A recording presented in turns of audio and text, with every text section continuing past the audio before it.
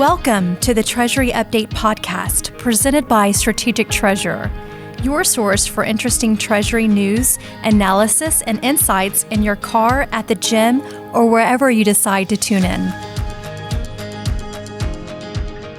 On this episode of the podcast, Craig Jeffrey joins Matilde Sampson, Chief Customer Officer of G Treasury, to discuss the final ebook of the TMS Toolkit series entitled Implementation: Pitfalls to Avoid. They cover the last hurdle organizations face in their journey to a new treasury and risk management system and the best way to ensure success by understanding the most common pitfalls and strategies to avoid them. Listen in to learn the tools you and your organization need to successfully implement a technology remodel.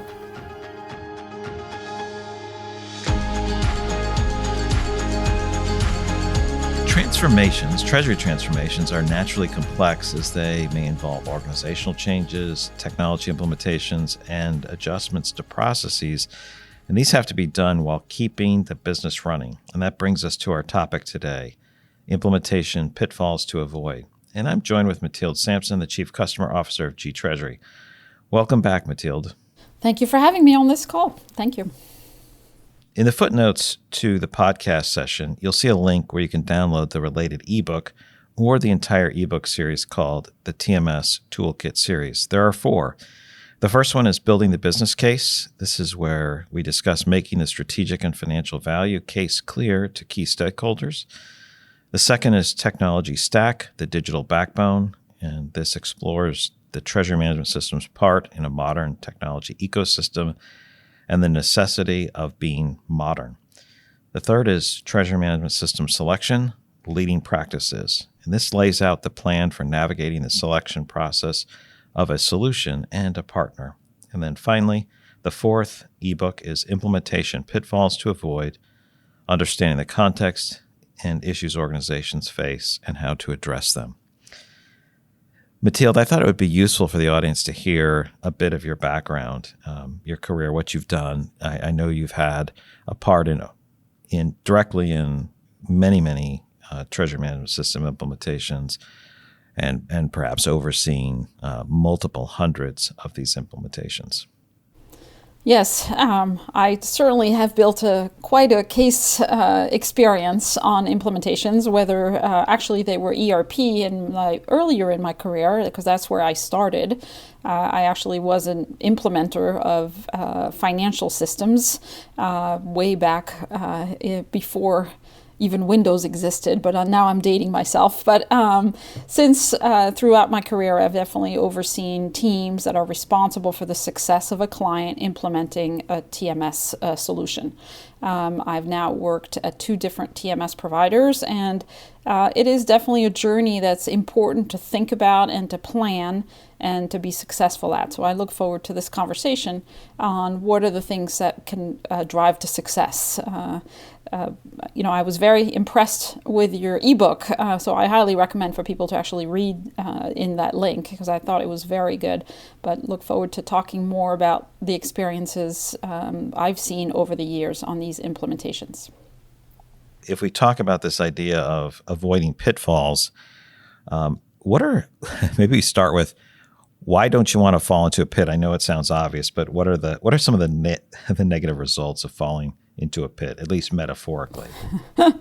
Well, the first one that I think is extremely important is that obviously you will not obtain the planned ROI that you had when you built a business case internally at your organization to acquire a TMS or to switch TMS. You really have expected some efficiency. You've expected some relief from day-to-day activities that your team, takes them a really long time, for example. And if you fall into these pitfalls, you will not achieve that ROI in the time frame you had hoped for, or maybe even not at the level at all that you had hoped for. So really avoiding them is critical. The other possibility in terms of negative result is you will have implementation fatigue, because oftentimes a pitfall is that an implementation takes much longer than had been planned or anticipated, and your team will be tired of an implementation as they manage their regular work load, and oftentimes will then take shortcuts or reduce the scope.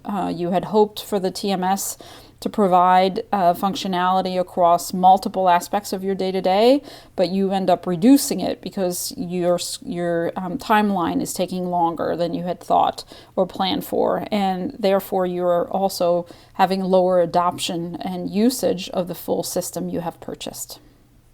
It's like doing home repairs or home remodeling. You get fatigued after a while when it was supposed to last a month and it's longer than that. I'm not saying anything from personal experience, but it's nice when things get buttoned up at the end, and that fatigue can really wear on you at home as well as with technology. Those are some good examples of the negative aspect of getting stuck in a pit or running into a problem. What I was hoping to do, and as we did the prep session for those that are listening, we talked about some of the pitfalls and thought it would make sense for those listening to hear a discussion about the pitfalls and how to overcome them, how to get past them safely. So, Mathilde, I don't know which ones you want to address, but I thought you could start by listing the pitfall and talking about how to get beyond them. Sure.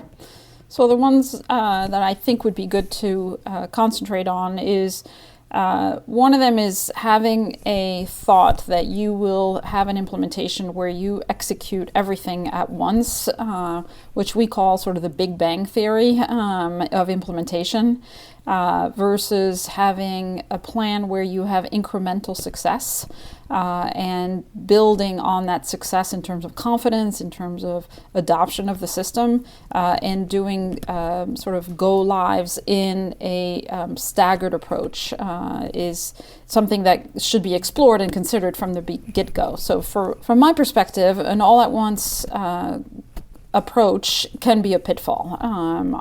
Definitely an advocate of the incremental success, or we call a partial go live, for example. So it's having really set milestones that you go through an implementation versus waiting for the whole system to be completed and then and testing all the way end to end every single aspect, and then considering the project something to be a success.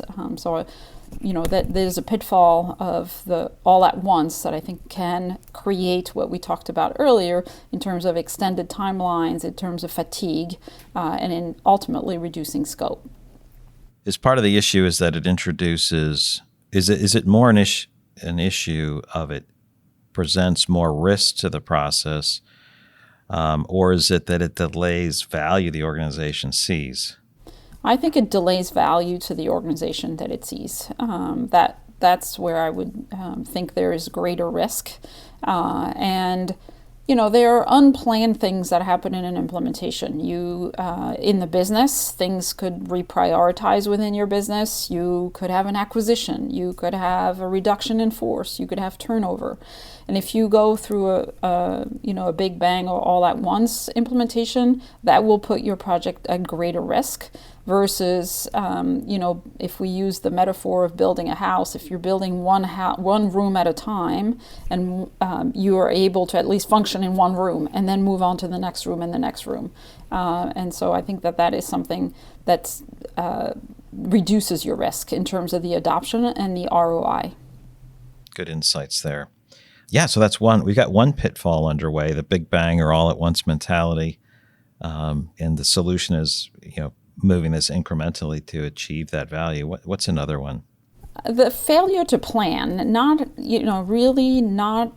thinking through and spending the time early in the project to really plan out what you will need in order to be successful. There are multiple things you need to plan for.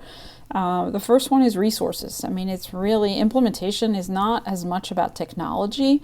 It's about the people involved in the project, whether it be your own team, whether it be a consulting partner that you engage to help you through this transformation, or the system consultants who will help you with the technology.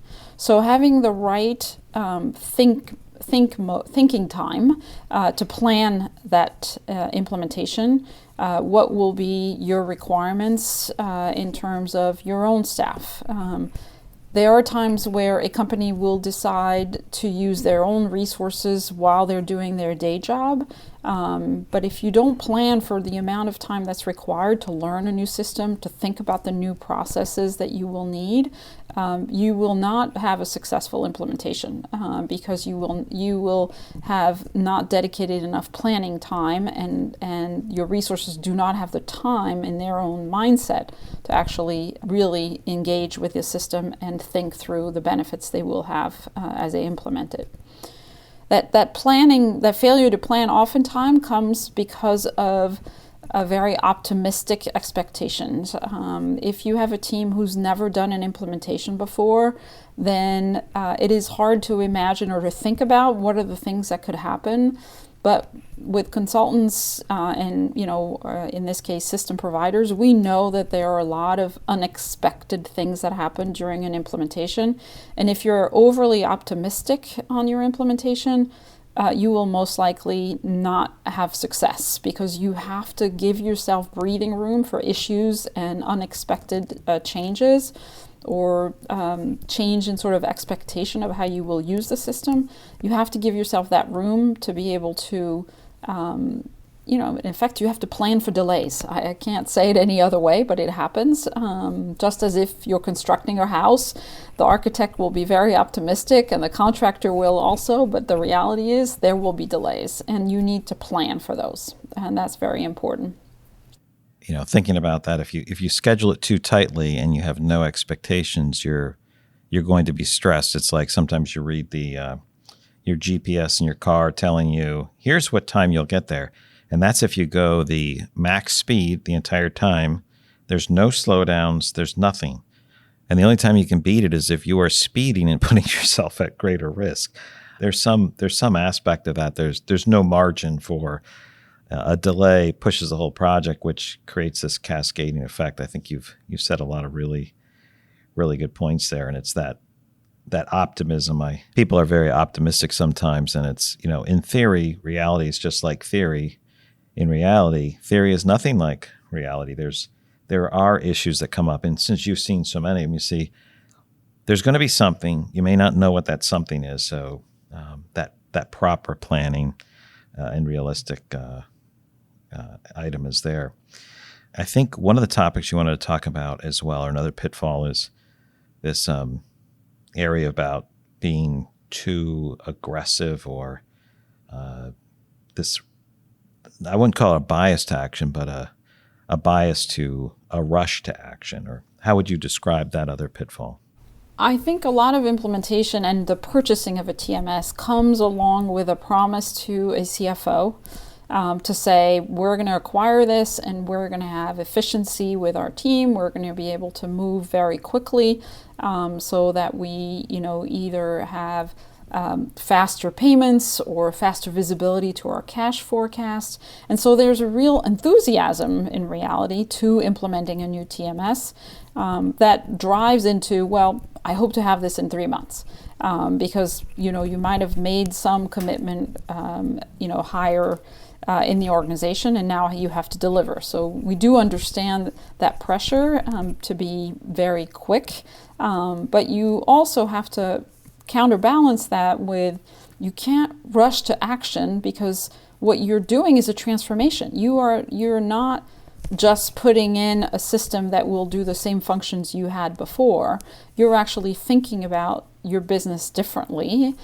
So that rush to action oftentimes comes from just eagerness to get going or some commitment to higher management.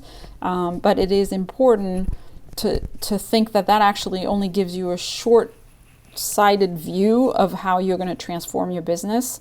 You need to really have that time to think about and put it in right, because most companies do not change a TMS systems, for 5, 7, 10 years. So you're putting in now a system that will need to stand the test of time for you. And you want to, even though it will evolve during those 5 to 7 years, you still want to have a robust implementation that will weather the changes in your business in the next at least 4 years. So you need to plan for that and not rush into it. Yeah, and this idea of we'll copy what we've done, our current process, make it fit, and then we can re-engineer it later is unrealistic. Even over a 10-year time period or 15-year, it seems so unrealistic. And when people want to do that, it's you can point out the pitfall. Well, I would just expand just a little bit on the one you mentioned around, use what you had before and just put in a system. You can't underestimate the adoption of the system on your staff's, success. So you really do need people on board who are also excited about putting in a new system and who do see the change as a positive. We do encounter at times implementation where it might have been chosen by the senior management, but there is not as much buy-in from the actual people who execute the system.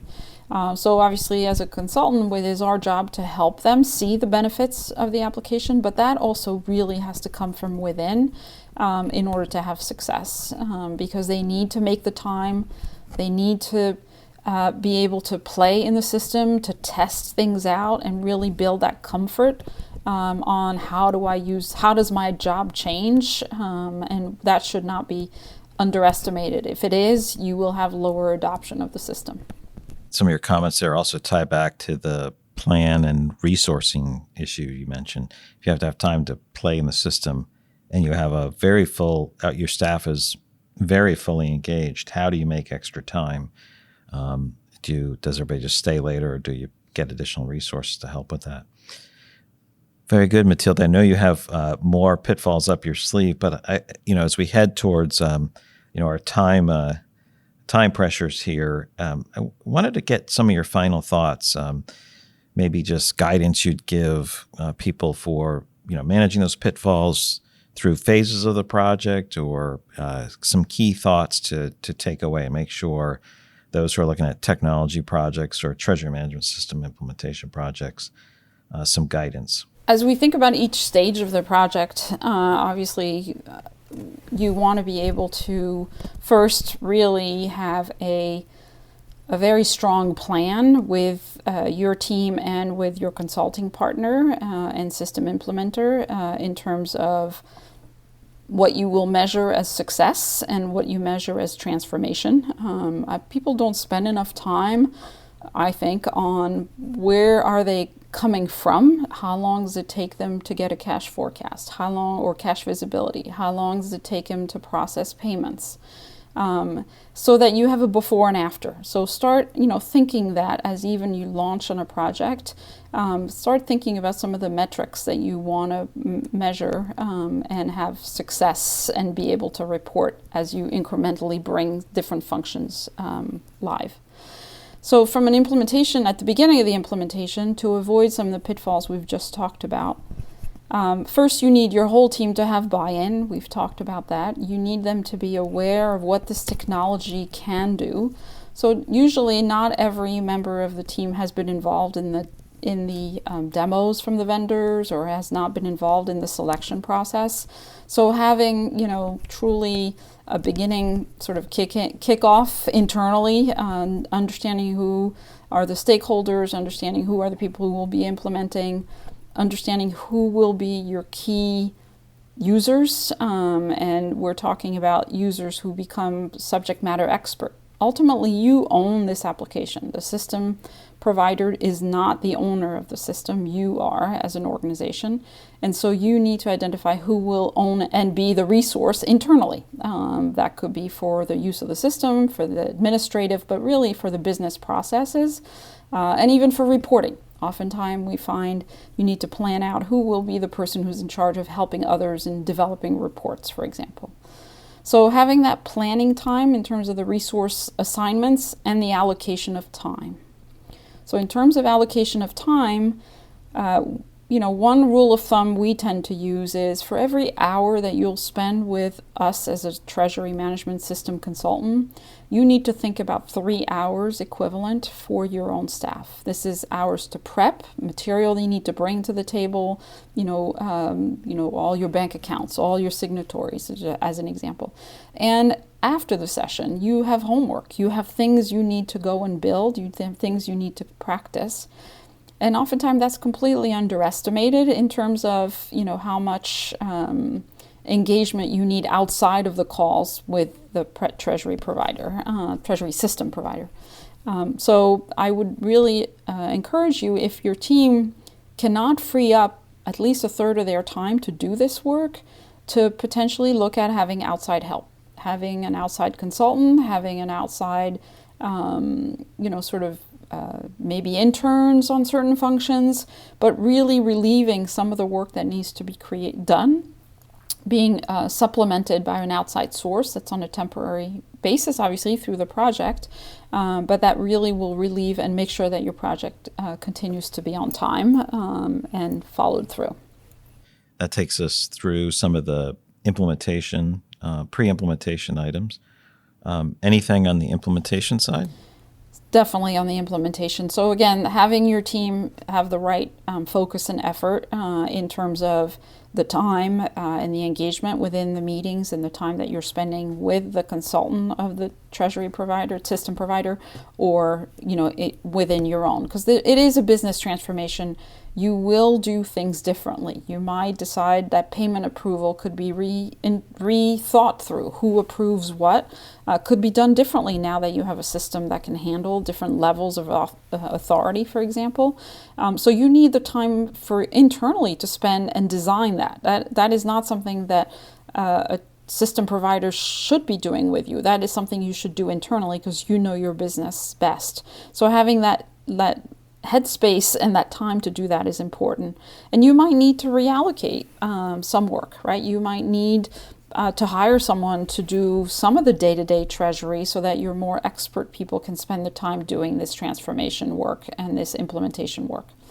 We tend to follow, for example, here, sort of the train the trainer. We'll train you on how to use the application, your main key contact. But then you need the time to train and deploy across the whole organization with your own resources. So, maybe having some internal training document that would be helpful. You need that space for people to do that, and they might need to be freed up from some day-to-day functions to do that. Also, what's very important is having a real commitment to the schedule that you have planned in the beginning part of your implementation. So if everybody's on board and understands and is comfortable and on what's the timeline we've committed, right, with everybody's input, this is not a top-down, it must be done by X, we've come up with a plan that we feel confident in, then we need to push everyone to be committed to that schedule. We need everyone to really drive to those deadlines that we would have as part of the project plan, in effect. It needs to be realistic, but it needs to also still be pushed, right? There's a lot of engagement one has with banks, for example, in these projects, treasury projects, and the banks needs to be also completely aligned. So it is a three-legged stool, and having this commitment and understanding of the schedule clearly defined for all three parties is pretty important. I would also say you really need to engage members of your whole organization. This is not just about your treasury team. This is also about your IT team, who will help you do the connection with your ERP, for example, or with other systems that you want to flow the data to. Your ERP team needs to be available and scheduled within this. Your accounting team needs to be involved as well, because oftentimes the postings that go into your general ledger outside of the treasury system, they need to be involved in the decision. They need to understand how this will work and guide the treasury team. So having them clearly engaged and understand when do they come in, what is their timeline, what is their deadlines, will also help a project move to completion in the timeline you were hoping for. So that's implementation now. Sometimes you pick a go live date and everything's supposed to be perfect, there's always things that come out no matter how good your testing is, unless you have a very, very simple operation. There's going to be some things that production is different. So what are your thoughts on the go live and making that smooth? Go live is something that is extremely important. Yes, absolutely. And it is something that you want to have, again, enough time in the plan, in a project plan, to accommodate the rounds of testing that you want to do internally. Different organizations have different testing requirements.